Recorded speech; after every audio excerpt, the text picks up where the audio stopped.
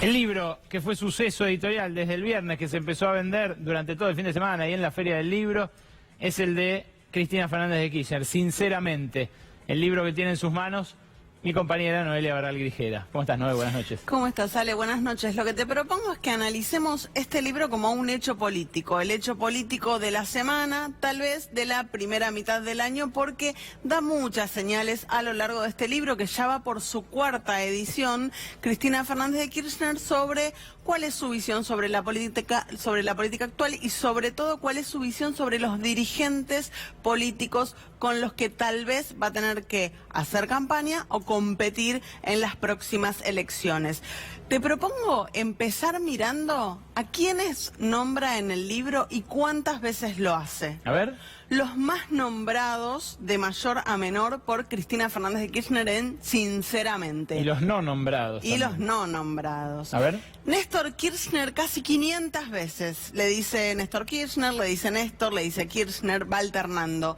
El segundo más nombrado, después de su marido, es Mauricio Macri, con 175 veces. Por supuesto, ninguna de esas veces de manera positiva. Mira. Claudio Bonadío, 37 veces. Intuyo que tampoco muy amigablemente. No muy amigablemente. En varias de esas veces, 9 de esas 37 veces, le dice directamente sicario. Bien. Así estamos.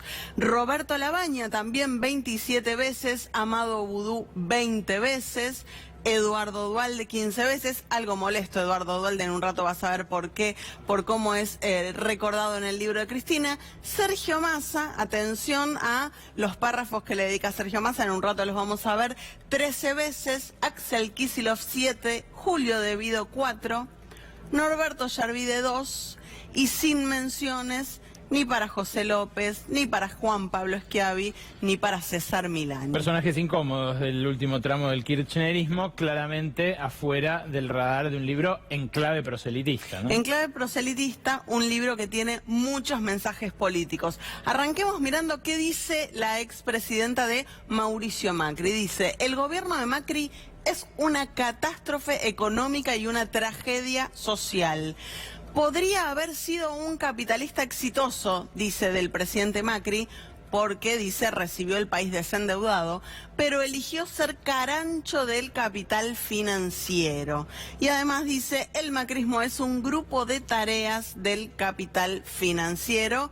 Esto es un pequeño botón de muestra de la gran cantidad de cosas que dice sobre el gobierno actual. Sigamos avanzando para ver qué dice la expresidenta en su libro sobre Claudio Bonadío. Le dice el juez de la servilleta, le dice arbitrario, ilegal y ridículo, y en varias oportunidades le dice el sicario judicial. De Duhalde y de Labaña... Esto me interesa más. Esto, mira, destaca que durante, sobre todo cuando hablaban del tema tarifas, sí, claro, dice Roberto, por supuesto refiriéndose a Labaña, parecía un lobista de las empresas de servicios públicos y no era el único.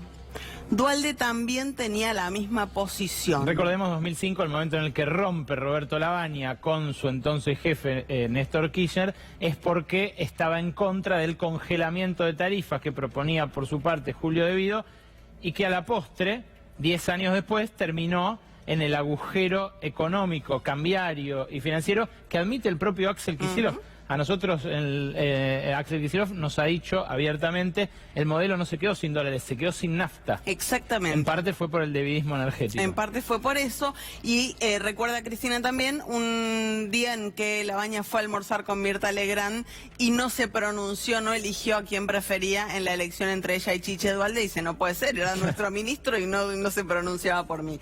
Sobre Amado Vudú, recuerda la expresidenta, Alberto Fernández siempre me criticó por elegir a Amado como vicepresidente. Yo hoy le digo, vos y Néstor lo pusieron a Cobos, así que cállate la boca.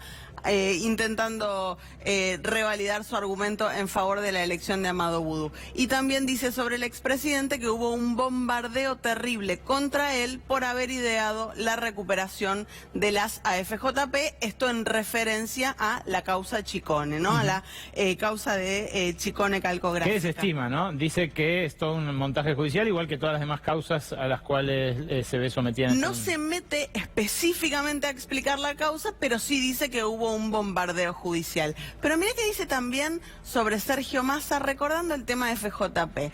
Dice, fue parte determinante de la medida más importante de mi primer gobierno. Ojo acá porque es un guiño importante para Sergio Massa. Claro que sí. Cuando el kirchnerismo contaba el papel de Sergio Massa en la decisión de la recuperación de los fondos de las AFJP para el Estado, no lo contaba con buenos ojos. Ella cuenta la misma anécdota, pero diciendo que Massa fue parte determinante en lo que ella considera la medida más importante. Muy interesante, ¿no? De su gobierno. Sobre Julio De Vido, dice, lo nombra muy poquito a Julio De Vido, tampoco se mete específicamente en ninguna de las causas. Ni a defenderlo abiertamente. Dice solo que le resulta indignante y ofensivo a la inteligencia que las constructoras de obra pública digan que fue De Vido quien les enseñó a cartelizarse, pues ya lo hacían desde mucho antes. No hay dudas de esto, hay infinitas pruebas, juicios, investigaciones periodísticas. Exactamente.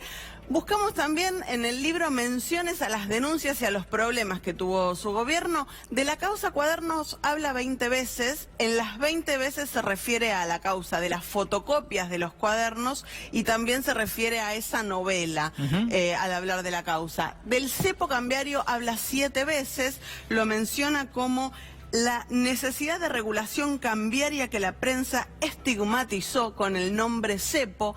Habla de las cadenas nacionales, ahora vamos a ver un parrafito sobre las cadenas nacionales, de los cacerolazos. Del INDEC habla una vez, pero no menciona la intervención del INDEC y no hay menciones ni a la inseguridad ni al accidente de Once. Bien. Quiero mostrarte qué dice sobre las cadenas nacionales. A ver. Tengo un tono de voz alto y un modo de hablar imperativo. Admito que las cadenas nacionales para muchos eran un plomo.